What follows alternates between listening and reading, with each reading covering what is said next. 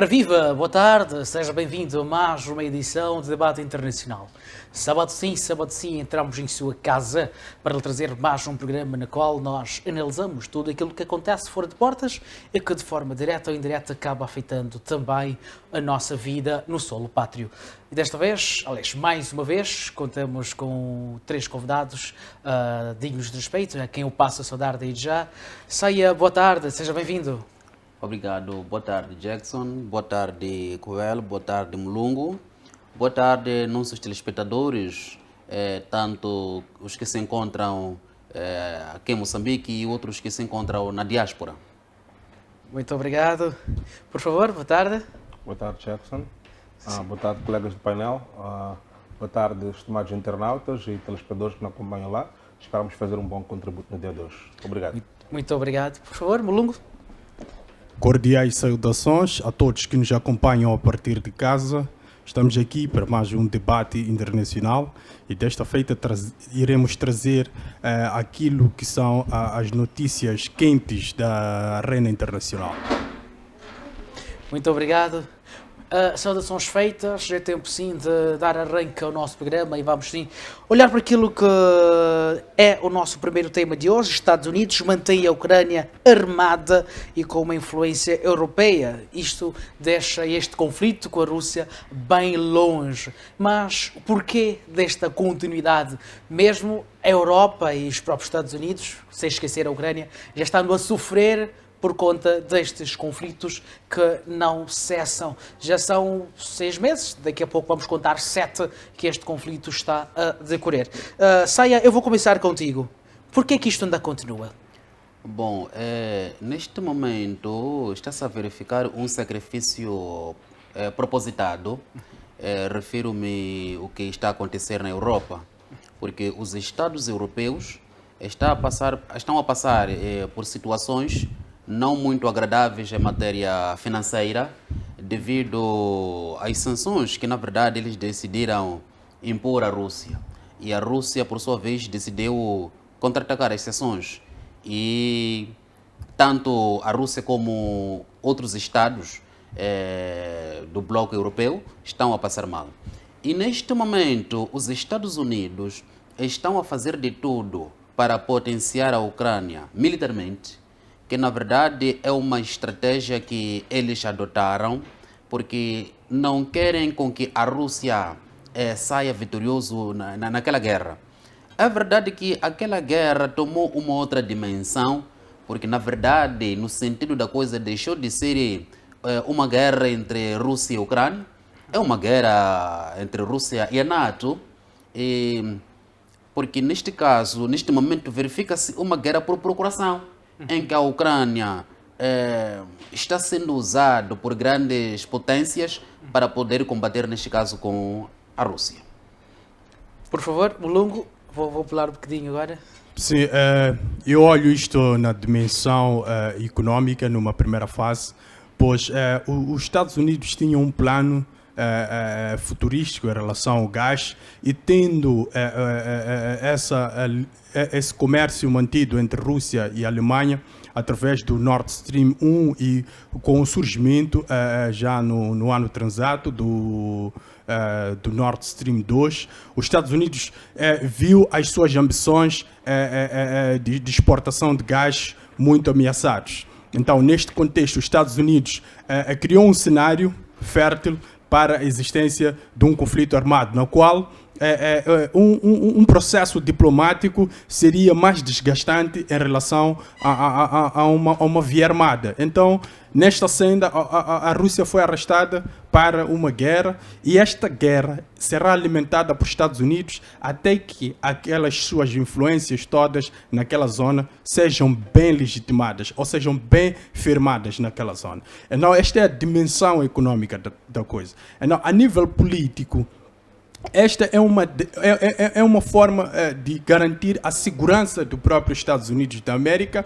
por um longo período, isto na questão geopolítica, porque os Estados vão se armando de uma forma lenta, mas a questão de partir para uma guerra é uma questão de se calhar é segundos, o Estado pode invadir o outro, é uma questão de segundos. É por isso que para a geopolítica não há muito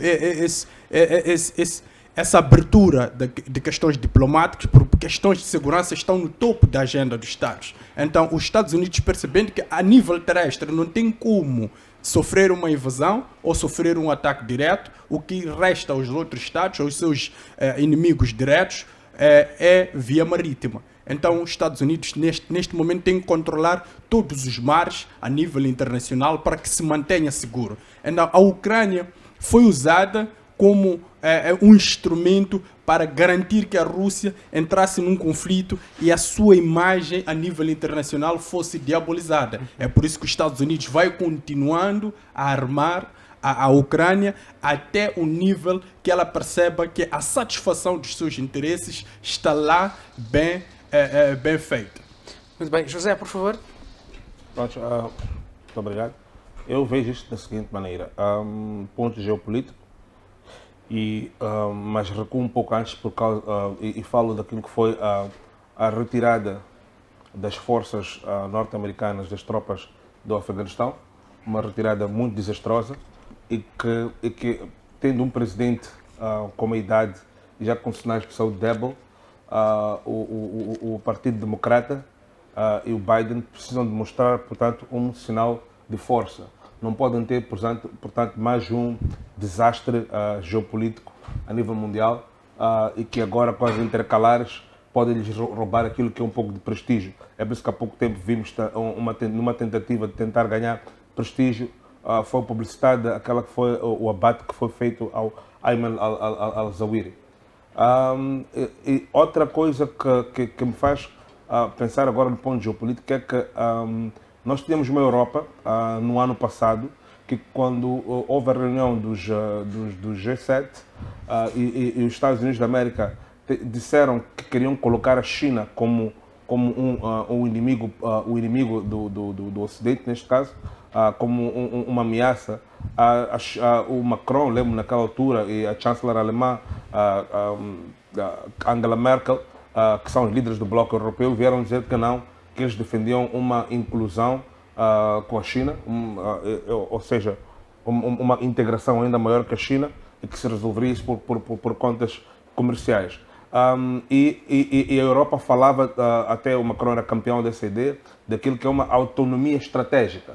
Mas nós verificamos agora que com autonomia estratégica a partir da União Europeia, nós verificamos que com Trump começou a haver um movimento que depois culminou com o Brexit, e vemos agora a Inglaterra a andar a reboque dos Estados Unidos, mas os Estados Unidos ficavam frustrados porque os Estados Unidos na Europa estavam na NATO, mas não estava lá na União Europeia, que é o braço político de onde se tomam as decisões. Agora, com a questão da NATO, os Estados Unidos têm uma influência muito grande dentro da Europa, ou seja, a Europa agora se encontra a andar a reboque daquilo que é os Estados Unidos. Os seus destinos já estão muito ligados. É só ver que na reunião do G20 deste ano, nós conseguimos verificar que a China já foi declarada como uma inimiga estratégica, não como competidora, mas como inimiga estratégica. Se formos a ver com o Rishi Sunak e a Liz Truss, que estão a concorrer para ocupar aquilo que é o lugar do Boris Johnson no Partido Conservador na Inglaterra, já disseram que vão rever a política para colocar a China como um inimigo estratégico. Ou seja, o mundo acaba ficando dividido nestes dois blocos, mas os Estados Unidos acaba tendo, a longo termo, do ponto de vista geopolítico, uma influência muito grande naquilo que são os destinos dos seus aliados. Como a influência que os Estados Unidos estava a perder, aquilo que é o punho dentro dos destinos das nações europeias. Os franceses praticamente e os alemães falavam muito daquilo que é a aliança anglófona, que vinham aqui, mesmo eles vinham à Inglaterra como um estrangeiro dentro da União Europeia. Agora, com este investimento, tal como foi na Segunda Guerra Mundial, na altura do Plano Marshall, por aí, os Estados Unidos voltam a se reafirmar. E a importância dos Estados Unidos, como bem disse o meu colega aqui, Mulungu, estrategicamente, para aquilo que é a defesa da Europa, fica cada vez mais importante e fica difícil, ficamos aqui com uma dicotomia, que fica difícil separar de uma forma clara aquilo que é os Estados Unidos e a Europa. Quando quando cai o comunismo na União Soviética, depois de algum tempo, depois de 2 décadas, nós começamos a ver uma Europa que estava a caminhar para uma autonomia estratégica. Mas agora nós já temos o mundo de novo dividido em 2 blocos, a questão do Indo-Pacífico e da Rússia, e estes blocos são liderados, que é o bloco ocidental, né, que representa as democracias liberais, e o outro bloco, que é o bloco da Rússia, China e alguns países não alinhados. E nós começamos. E quem é o líder natural deste bloco? É os Estados Unidos. Então é por isso que é importante para os Estados Unidos, por essas razões, não perder esta guerra e continuar a patrociná-lo. Apesar de haver bem dentro dos Estados Unidos algumas vozes do lado conservador que não concordam que se perpetue isto. Então é mais ou menos esta a razão. Muito bem, vamos continuar no mesmo assunto, mas talvez fazer esta pergunta. Saia, eu vou direto para você. Que ganho? Onde é que fica o mundo em relação a este conflito? Onde é que fica? Sabemos nós que a África ainda não consegue se pronunciar, não tem ainda uma palavra que gostava que tivesse, mas e o resto do mundo? Como é que fica assim? Bom, o mundo fica numa situação complicada. Alguns teóricos já disseram que as relações internacionais são anárquicas, arena de luta pelo poder e influência. Na verdade, se os Estados Unidos, a Europa, a Rússia estão neste momento em conflito, porque na verdade aquele conflito já ultrapassou a dimensão da Ucrânia. Porque também, se formos a olhar aquilo que eram as pretensões da Rússia, é verdade que a Rússia ainda não ultrapassou aquela dimensão que tinha demonstrado logo no princípio, porque disseram que eles não querem usar capacidades na sua totalidade. Porque, na verdade, os russos, quando olham, neste caso, quando o povo ucraniano olham um irmão mais novo, que, na verdade, desviou-se do caminho. Precisa, portanto, de se corrigir e voltar à razão. Mas o Ocidente, como tem toda a vontade de colocar a Rússia em mãos de lençóis, está a armar, neste caso, aliás, estou a falar da Ucrânia, tem toda a vontade de armar, neste caso, a Ucrânia, está a conceder armamento. É verdade que mesmo dentro da própria da Europa, existe, neste caso, uma contradição das narrativas, que algumas vozes não concordam com aquela operação e também não concordam com as sanções, mas há outras vozes que não estão a trazer um discurso aberto, porque, na verdade, tem uma aliança muito forte com a Rússia e não querem manchar e não querem com que a relação saia salpicada. Muito bem. Por favor, Jaime. José, desculpe. Muito obrigado. Eu olho para isto da seguinte maneira. Em termos de ganhos práticos ou ganhos imediatos, nós podemos falar agora da questão do complexo militar e industrial, que tem ganhos imediatos e que agora diz até que as suas ações na Bolsa de Valores cresceram de forma exponencial e de forma muito grande. Mas também ganha também aquilo que é o compromisso daquela que vai ser a reconstrução, que vai ser do período pós-guerra, a reconstrução da Ucrânia. E vemos também na questão de prestígio na arena global como aquilo que é como o país que é o salvador, o líder do modelo liberal democrático a nível mundial. Então fica como não diria que herdeiro, porque herdeiro foi depois da queda do Império Britânico, mas fica como líder natural e líder absoluto, porque é o país que tem estado a fazer mais. E nós sabemos que, como bem falou o meu colega Mulungu aqui, os Estados Unidos têm um projeto para aquilo que é o seu gás, para além desse projeto geopolítico, e que a Europa vai ter de ficar, por causa deste sacrifício, este investimento que os americanos estão a fazer, que a Europa vai ter de lhe ficar grata e vai ter de abrir o seu mercado. Algumas são as tecnologias americanas, algumas das restrições que nós vimos, aquilo que são as companhias Big Techs norte-americanas sofrerem até algum tempo no passado, com limitações de operações, companhias como Google, que foram multadas em bilhões e bilhões de dólares em ações de antitrust, agora que naturalmente nós podemos assistir esse processo a corroer-se e a desfazer-se, os Estados Unidos a terem uma maior abertura. Porque mesmo em termos de poder fabril no mundo, depois desta crise, só os Estados Unidos, na Europa só a Alemanha, que vão estar em poder em termos de infraestruturas fabris para poder levar a transformação do mundo. Ou seja, vai ser um plano Marshall 2.0 para a reconstrução daquilo que é uma Europa pós uma crise, pós uma recessão e pós níveis históricos de inflação. Então, é este ganho que eu vejo como ganho imediato. Muito bem, por favor, Mulungo. Sim, há aqui algo que não pode passar despercebido. É o fato da Alemanha e a própria Rússia, estamos a falar da maior economia da Europa e do colosso militar europeu, que é a Rússia, queriam manter relações diplomáticas estáveis e a longo prazo. E estas relações incomodam estados como os Estados Unidos da América. Por quê? A Alemanha, que é a maior economia da Europa, passaria para uma posição em que ela consumiria mais o gás russo. Então, sendo esta uma posição em que incomoda os Estados Unidos da América, esta elaborou um plano para desestabilizar a União Europeia, porque a União Europeia já tinha o Parlamento único, já tinha a questão da moeda única, então caminhava de forma acelerada para a criação de um braço militar da União Europeia. E isto tudo ia criar um balance of power com os Estados Unidos da América. Os Estados Unidos da América não está interessado em uma Europa que contrabalanceia o seu poder militar e econômico.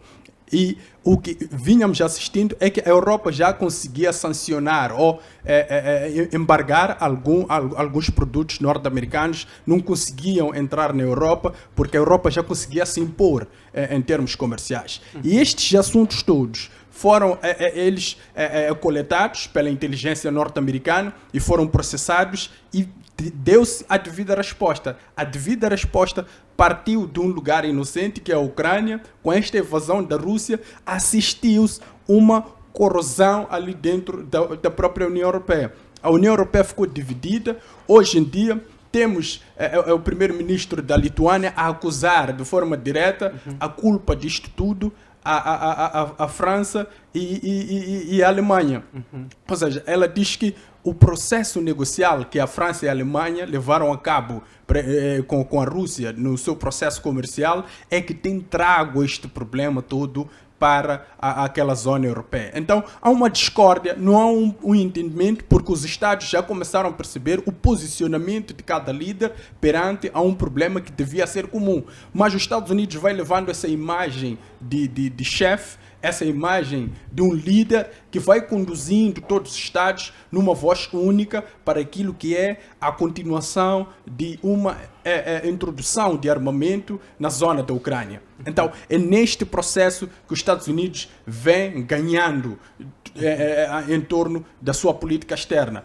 Quanto ao nível de África, nós ainda não temos uma capacidade de se impor no sistema internacional. Praticamente somos mudos. O continente africano é um continente mudo no sistema internacional, não tem uma possibilidade sequer de manobra para poder falar alguma coisa. O continente asiático, chefiado pela China, vai se posicionando, mas como tem alguns estados que são pró-ocidentais, no caso do Japão, também há uma contradição entre eles, não há uma união e alguns estados neutros.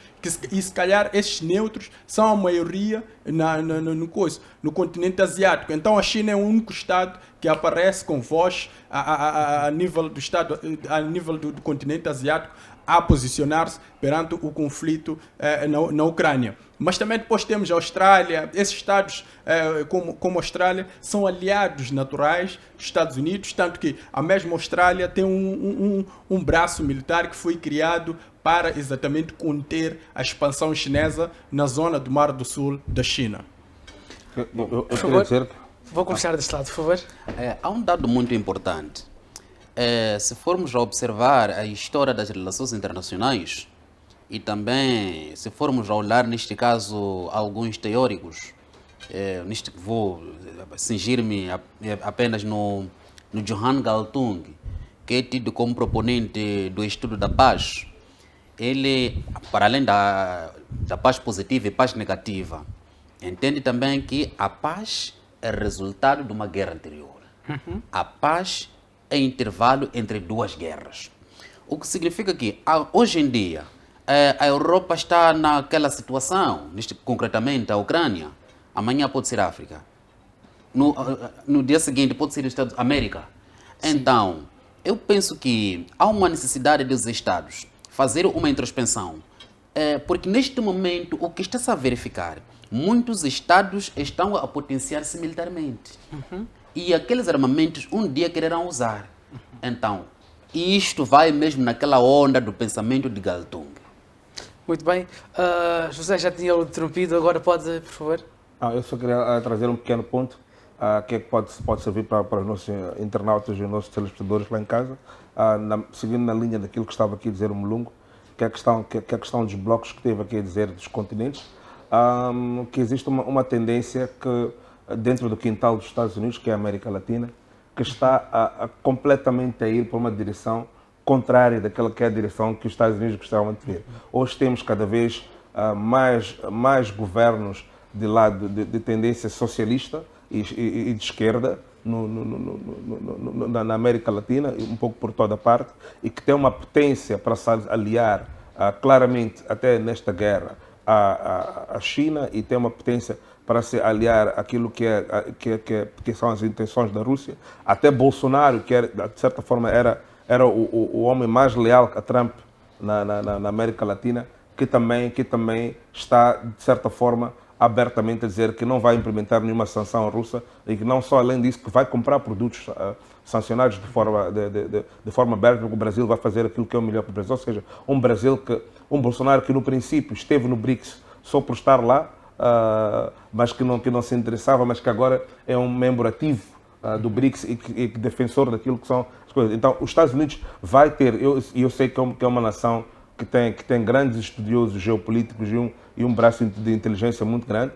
No passado foi responsável por uma série de quedas de governos naquela região e desestabilizações, e que num futuro muito próximo poderemos assistir isto dentro da América Latina. Uma América Latina que sente-se cada vez mais distanciada com os Estados Unidos, que teve agora na Conferência da Cimeira das Américas nomes notáveis ausentes, como a Argentina, como o México, que em protesto por países não convidados, e até o Brasil, que não se fez representar pelo presidente, mas mandou, nem o ministro dos Negócios Estrangeiros, mandou diplomatas de categoria muito pequena em protesto daquilo que foi a decisão do presidente Biden de não convidar países como Cuba, como Guatemala, alguns países que têm, e Venezuela, e que estes países que são tradicionalmente alinhados aos Estados Unidos, não posso usar a palavra vassalo, mas que muito alinhados, começam também a distanciar-se. Isso quer dizer que a América,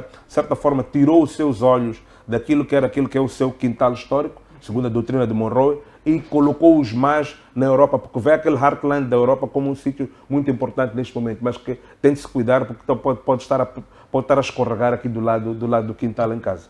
Muito bem, abanando um bocadinho os Estados Unidos, mas voltando para o velho continente, a Europa em particular. Esta semana tivemos mais uma situação, o Nord Stream 1 parou de fornecer o gás à Europa. Já tinha sido suspenso em algumas nações, mas desta vez, se não estou a erro, foi exatamente nesta quarta-feira que a Gazprom veio anunciar que estava a trabalhar, fazendo manutenções, então ia parar de fornecer gás, em particular para a Alemanha. A Alemanha acaba sendo quem está a tomar muito com este bolo das sanções. A pergunta que surge já é costumeira, mas te vou colocar novamente.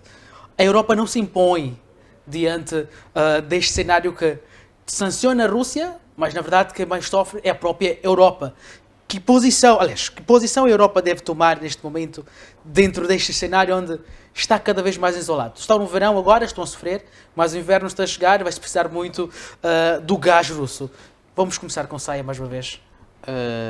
Há um dado muito importante porque quando a Europa, na verdade, adotou a estratégia de sancionar a Rússia, talvez não tinha equacionado que a Rússia fosse tomar aquela atitude.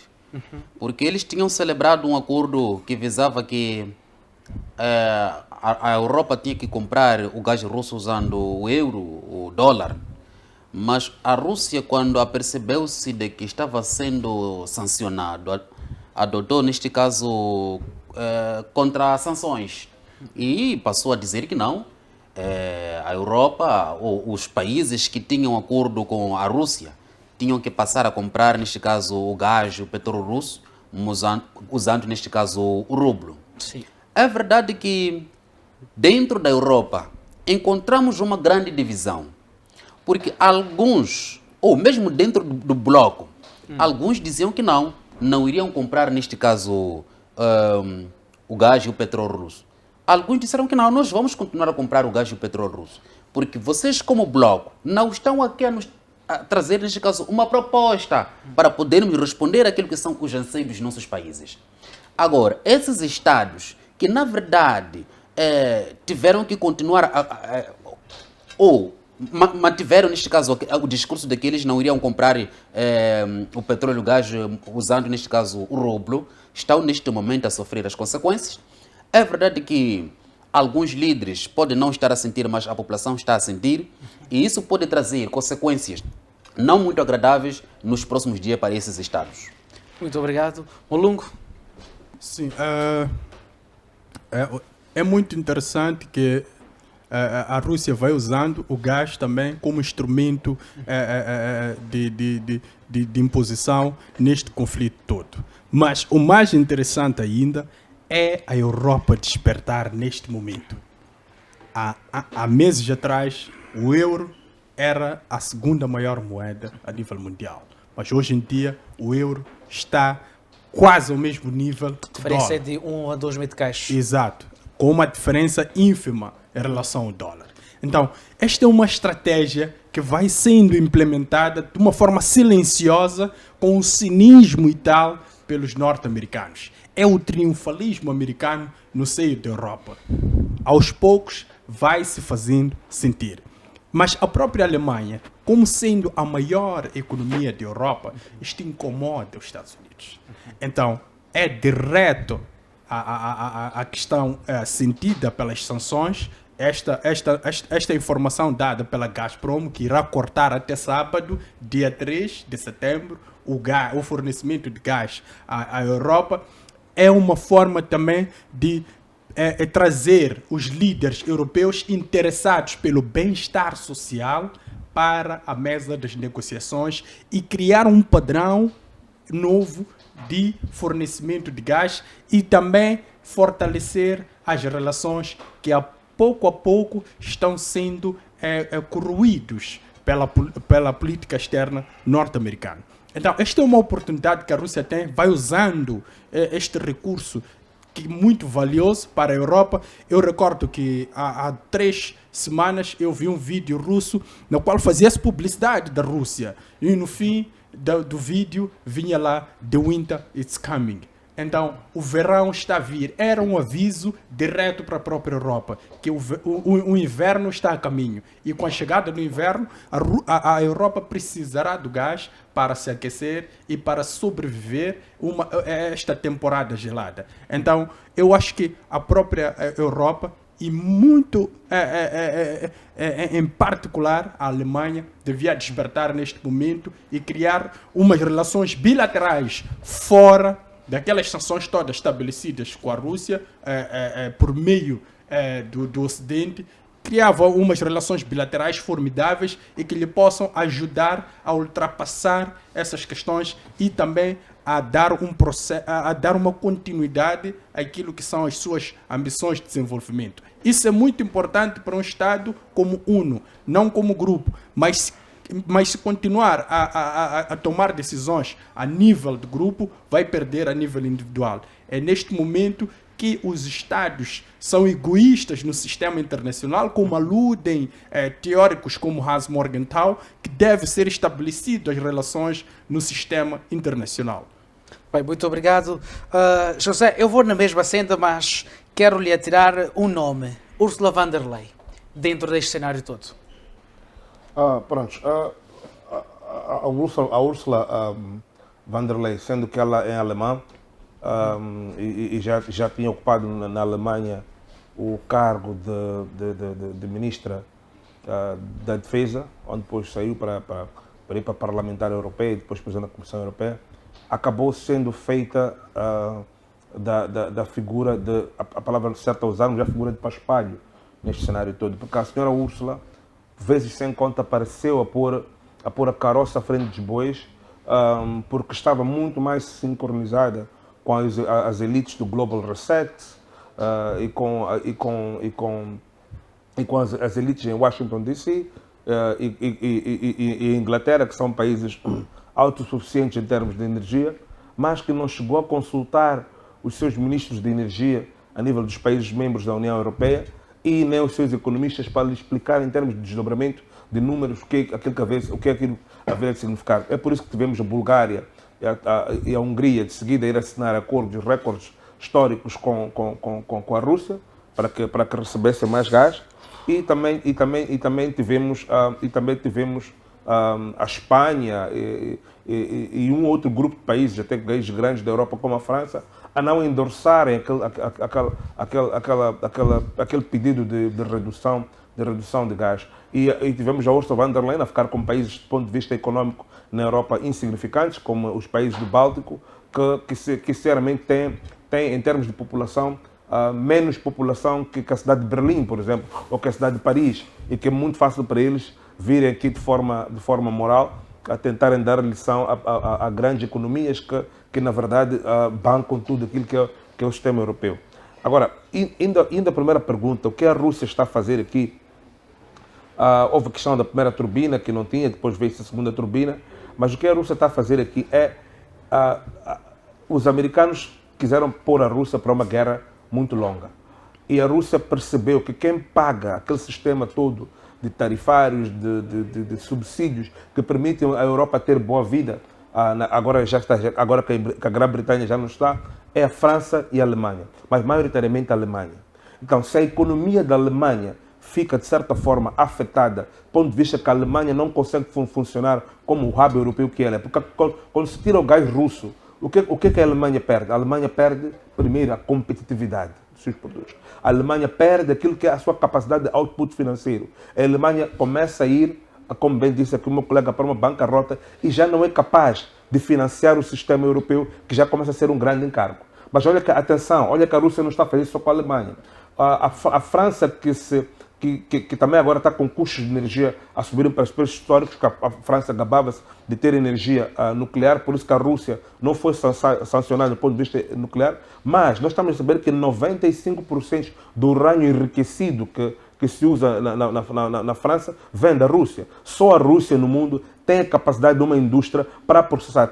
Até os Estados Unidos recebem urânio processado, portanto da Rússia. A Rússia tem a capacidade de produzir em grande escala o urânio enriquecido. Então, a Rússia também está a começar a dar, de uma forma muito reduzida, o urânio enriquecido à França. E a França não tem capacidade de montar daqui para aqui uma indústria daquelas para cobrir este fornecimento. E como se vê, estas são as duas grandes bancas do sistema europeu, que faz parte do sistema europeu, do sistema funcional internacional que está a fazer guerra à Rússia. Ou seja, desta feita só, nós começamos a ver agora que houveram muitas promessas que foram feitas em termos de apoio e de sistemas de armas para serem entregues à Ucrânia por parte dos seus parceiros europeus e que os parceiros europeus ainda não conseguiram cumprir, nem em termos de entregas financeiras, nem em termos de entregas militares, porque estão a começar a não saber onde é que vão tirar este dinheiro, de que buraco vão tirar este dinheiro e como vão tapar estes buracos do ponto de vista econômico. Então, a Rússia também está, de certa forma, a respostar a fazer a guerra econômica, ou seja, diminuir a capacidade da Ucrânia de fazer uma guerra, deixando agora uma luta somente com os Estados Unidos, porque estes países europeus, primeiro os países do leste que tinham armamento parecido com o armamento ucraniano, que deram o armamento à Ucrânia porque era um armamento parecido com a União, que se usava na União Soviética, neste ponto já não tem estoque de armamento. E foram prometidos pelos Estados Unidos para fazer a reposição do armamento. Mas os Estados Unidos da América não está a conseguir ao mesmo tempo produzir armamento para a economia de guerra para a Ucrânia e produzir ao mesmo tempo armamento para poder repor os estoques daqueles que são os seus aliados. Então a Rússia percebeu disso e também começou a usar esta parte da guerra econômica para tentar enfraquecer aquilo que é a capacidade dos seus rivais de patrocinar a guerra na Ucrânia. Antes de terminar, queria dizer, só para dar a perceber os nossos internautas, os nossos telespectadores lá em casa, que se a ajuda à Ucrânia parar, a Ucrânia como país vai colapsar em 3 ou 2 dias. Por quê? Porque os Estados Unidos estão a pagar só daquilo que é o erário público, despesas para o erário público, acima de 5 bilhões de dólares por mês à Ucrânia, para poder pagar os funcionários, poder pagar os hospitais, os serventes públicos, por aí em diante. E estão a pagar também do ponto de vista de rondas e rondas de armamento e munições, treino, ajuda no campo, oficiais no campo, não para combater, mas para ajudarem com estratégia, ajuda de inteligência, e tudo isso estamos a chegar agora quase aos 100 bilhões de dólares. E como disse o senador norte-americano Ron Paul há pouco tempo, este é dinheiro que os Estados Unidos não têm. Quer dizer, os Estados Unidos está a pedir este dinheiro à China, está a endividar-se a China para poder manter-se hegemônica na Europa. Agora, o ponto de vista aqui é, com estas questões do Indo-Pacífico e com a questão do déficit orçamental que depois vai surgir depois das eleições intercalares, que plano terá Zelensky e a Ucrânia para continuar a fazer esta guerra sem este depender, por causa destas mudanças que a gente pode ver que vão acontecer daqui a pouco. Que plano terá Zelensky para manter a Ucrânia de pé e continuar a lutar até para assumir a Crimeia, como diz? Esta é uma pergunta que gostava de lançar para o ar. Muito bem, eu acho que vou mesmo na onda desta pergunta para fazer, esperemos o nosso terceiro e penúltimo tema, o atual estágio dos países ou dos estados que tiveram lá os Estados Unidos a colocar a mão. São muitos, tivemos experiências no Médio Oriente, alguns países estão aqui, eu gosto muito de citar aqui a Líbia, que se calhar já foi um gigante, como citou no último programa. Vamos analisar o estado desses países que tiveram lá a mão dos Estados Unidos, como é que esses países estão agora. Saia, mais uma vez eu vou partir contigo. Bom, se formos a olhar esses países em que os Estados Unidos já fizeram intervenções, na verdade deixaram uma situação não muito agradável. Sem irmos para muito longe, temos a Líbia, que a Líbia estava numa situação estável, apesar de Muammar Gaddafi ter se ascendido ao poder através do golpe de Estado. Mas quando ele chegou ao poder, observou a teoria de Abraham Maslow, as necessidades básicas do povo. É verdade que algumas vozes adjetivavam, neste caso, o Muammar Gaddafi como um grande ditador, mas ele partilhava a riqueza com o seu povo. E os Estados Unidos, ou neste caso o mundo ocidental, como queria o petróleo líbio, começou a financiar alguns movimentos e acabaram criando uma revolução que, de todas as formas, Muammar Gaddafi tentou defender-se, e eles, sob a égide do capítulo 7º da Carta das Nações Unidas, decidiram invadir a Líbia. Peace Enforcement, para impor a paz. Eu penso que, na verdade, eles, se fossem boas pessoas, teriam, neste caso, adotado o capítulo 6º da Carta das Nações Unidas, apelar à paz, mas não financiando aqueles movimentos, porque foram lá, invadiram a Líbia. A Líbia hoje está numa situação muito preocupante, porque tem mais que um governo. Então, um Estado que tem mais de um governo é um Estado com problemas sérios. É verdade que alguns chamam isso de Estado falhado, mas não acreditaria que a Líbia estivesse já nessas condições. Mas em todos os estados onde os americanos fizeram intervenções ou deixaram a situação lá mais terrível do que antes deles fazer a intervenção. A Líbia é um exemplo concreto dos países africanos. Muito obrigado. José, vou contigo desta vez, antes de chegar ao Sr. Molungo. Peço a sua análise dessas nações que tiveram lá a mão dos Estados Unidos. Portanto, eu gostava de dizer que os americanos, a política externa americana tem um historial de envolver-se em algumas guerras que no princípio até podem começar com um ideal, mas que depois não se sabe porque os Estados Unidos estão naquela guerra e só há uma razão que temos de continuar e algumas guerras acabam sendo guerras por prestígio ou uma outra razão que vai se encontrar. A guerra do Iraque foi uma guerra para se encontrar as armas de destruição massiva. Depois de destruição massiva, não se terem encontrado, devia ter terminado por ali, mas depois o panorama ficou construção do que eles chamam de nation building, né? Construção de uma nação, e depois de construção de uma nação ficou para mudança, guerra contra terrorismo, e depois de um tempo só estava-se em guerra total e não sabia porque estava naquela guerra. Temos a mesma situação no Afeganistão, a guerra mais longa que os Estados Unidos tiveram fora do seu território, em que parecia a mesma situação como o Vietnã. Estava a ver um analista norte-americano, acho que John Peterson, se a memória não me trai, a falar destas guerras cíclicas dos Estados Unidos, em dizer que no princípio a guerra começa com um objetivo, depois de um tempo, na verdade tem algumas elites que se beneficiam da guerra e que estão a patrocinar esta guerra. E isto acaba, já se tem uma guerra em que não se tem objetivos, é como em gestão de projeto. Um projeto tem de ter um foco, né? O projeto tem de ter um resultado, um tempo para se encontrar aquele projeto, para se realizar e depois para podermos analisar se o projeto teve ou não teve sucesso. Então, o que acaba acontecendo? Acaba acontecendo que estas nações que recebem essas intervenções de mudanças democráticas ou de mudanças de regime acabam sofrendo porque também quem está no leme da guerra não tem nenhum objetivo claro.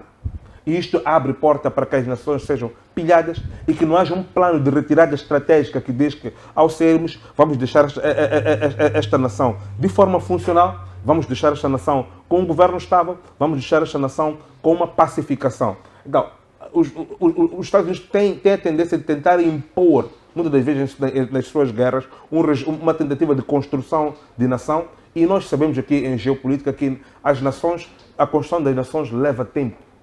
Há nações que até agora, por exemplo, vou dar exemplo de Moçambique e de muitas outras nações africanas, que até agora nós estamos a lidar com aquilo que são as nossas diferenças tribais. Estamos a crescer e a criar uma identidade cultural, uma identidade daquilo o que significa ser moçambicano. Então, muitas das vezes os Estados Unidos têm tentado impor a força apanhando aquela pessoa que mais favorece a si, que mais é o seu yes man, e neste processo acabam atropelando aquilo que são os sistemas culturais funcionais que aconteciam, que já existiam naquela nação, criam um desbalanço de poder e isso traz como resultado que uma pacificação que tenta se fazer de fora e o resultado é uma destruição total. Destruição total não só das infraestruturas, mas também daquilo que são os valores do tecido social que asseguram uma sociedade.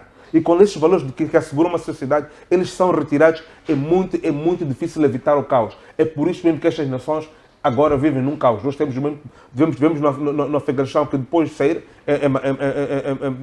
em dias, o Afeganistão caiu. Temos o Iraque agora que está de forma sem precedente. O Iraque que já tinha balanço em termos de problemas de sectarianismo e tribalismo e que agora está com problemas completamente sérios do ponto de vista dessa situação. Temos a mesma situação agora na Síria que o presidente Biden mandou bombardear e temos a situação na Líbia. Ou seja, essas coisas são feitas de forma arbitrária, sem respeitar aquilo que são os princípios da cultura do povo e depois também quem está no controle da guerra, como eu disse antes, não tem um objetivo claro. E depois, quando chega a altura de sair, quer sair de forma rápida e encontra qual seja aquele grupo que se parece um pouco mais. E não é o grupo que se associa com as massas, não é o grupo que se associa com a maior parte do povo, mas é o grupo que se associa com aquilo que é o próprio Estados Unidos ou a imagem que quer propagar e acaba deixando aquele grupo e quando sai, o país fica numa violência de todos contra todos e ninguém tem razão e acaba ficando um caos. Portanto, já era a altura para os Estados Unidos, só para terminar, nas suas escolas de guerra, não só estudar como as táticas militares, como derrotar o inimigo, mas também trazer estudiosos como construir uma nação. Que princípios são importantes para uma nação. Os Estados Unidos é o país que mais invadiu países nos últimos 50 anos e francamente, tem matéria suficiente para conduzir um estudo desses e poder implementar naquilo que vão ser as suas próximas intervenções como no papel de líder do mundo. Muito obrigado. O Lungo, por favor. Sim, eu acho que os Estados Unidos, em todos os estados que teve uma intervenção militar, estava a cumprir o seu papel imperialista.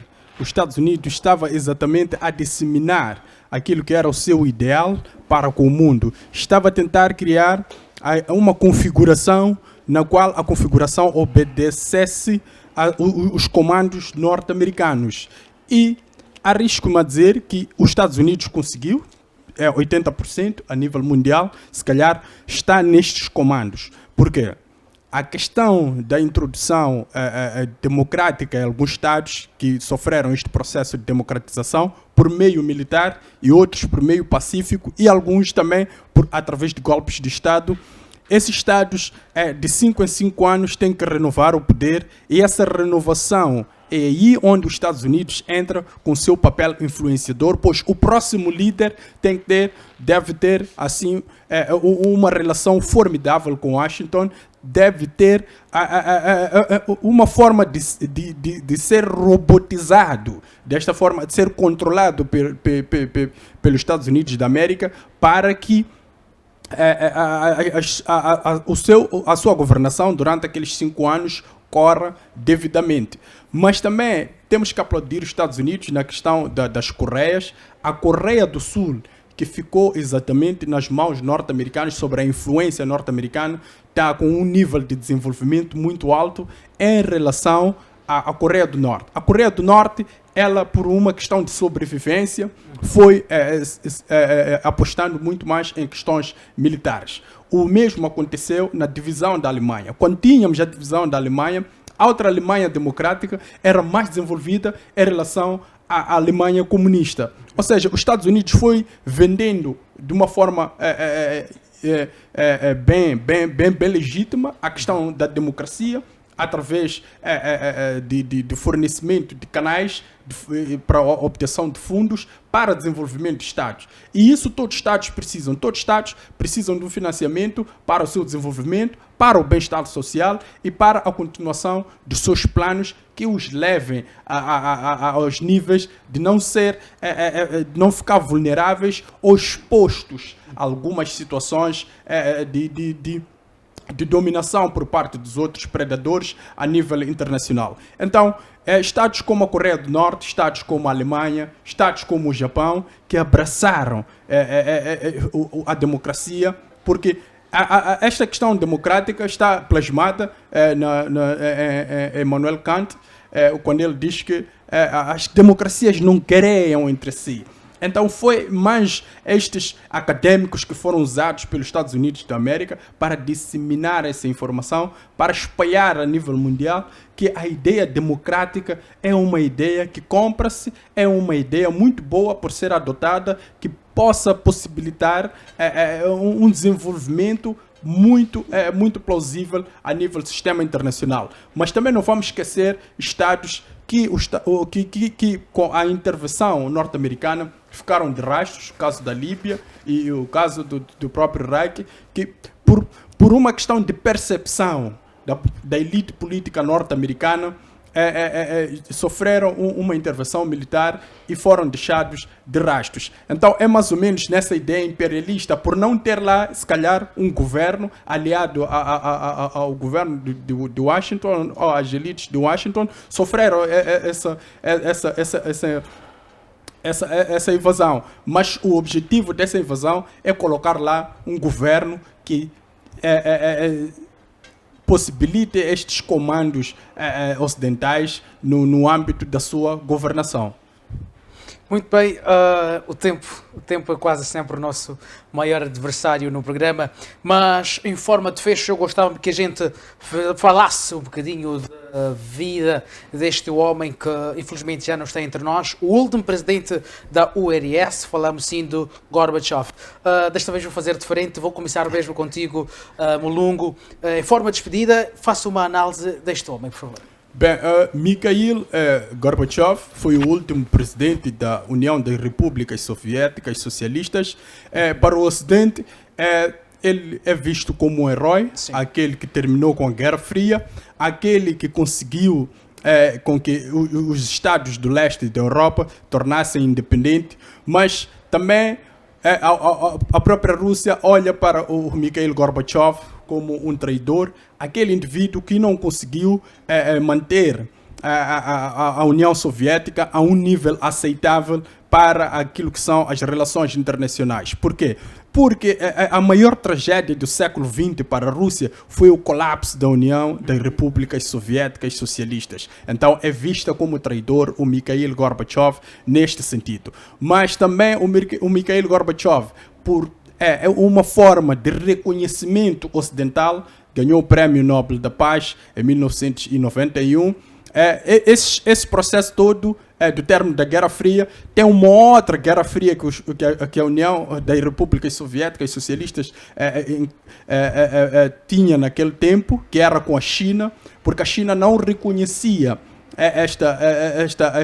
o socialismo russo como sendo um socialismo original ou um comunismo original. Ele também conseguiu trazer a China para uma negociação, mas por causa dos pontos que a China impôs ao Mikhail Gorbachev e por ter aceitado, assim, a Rússia o olha de olhos não muito bons. Mas ficou lá o seu legado e em 96 tentou recandidatar-se para a presidência e perdeu com 0,5 votos, foi o que ele conseguiu arrecadar, porque a quebra de legitimidade por parte de Mikhail Gorbachev era notória. Então, foi esta passagem política de Mikhail Gorbachev, visto de um lado como um herói e visto do outro lado como um traidor, mas porque ele deixou-nos, o palavreado será sempre de perda e nós estamos muito sentidos com esta perda de vida. Muito obrigado. O meu colega estava lá do outro lado a concordar contigo que ele tinha essa dupla imagem na conjuntura interna e externa. Muito bem, Saia, vou contigo agora, que gostava também que fizesse a mesma análise e também em forma de despedida, por favor. Bom, se formos olhar aquilo que foi a figura de Mikhail Gorbachev, até com a morte dele já houve muitas reações do mundo ocidental a enaltecer aquilo que foram feitos de Mikhail Gorbachev, porque na verdade foi ele que conseguiu reaproximar, neste caso, a URSS na altura do mundo ocidental. E na verdade eles tentaram criar as suas influências, só que não teve muitos efeitos, porque na verdade havia neste caso aquela desconfiança que foi criada através da confrontação ideológica entre o mundo bipolar. E dentro da Rússia, Mikhail Gorbachev, como disse o Alves, era visto como um traidor que traiu, na verdade, aquilo que eram os ideais daquele povo.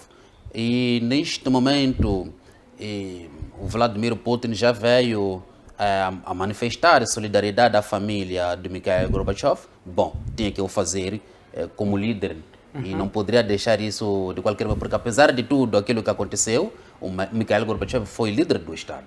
Certo. Muito obrigado.